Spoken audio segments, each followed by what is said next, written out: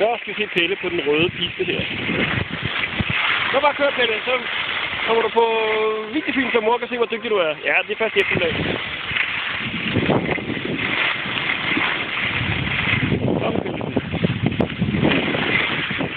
Og det er så en rød bakke, vi er på her. Altså en rød piste, som Pelle han jo er.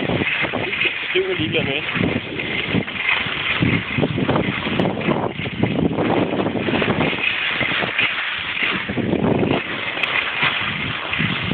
Han kører bare. En rigtig skihard.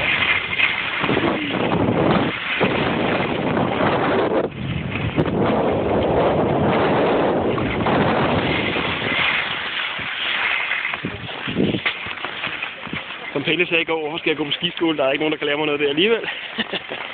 Ikke Pelle?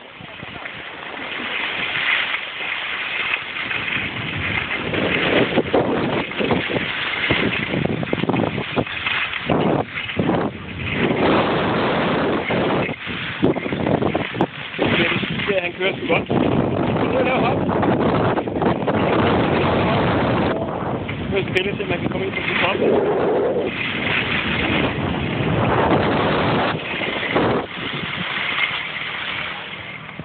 Og det kan han jo, selvfølgelig kan han det. Han er en haj som uden sidestykke i den her verden her.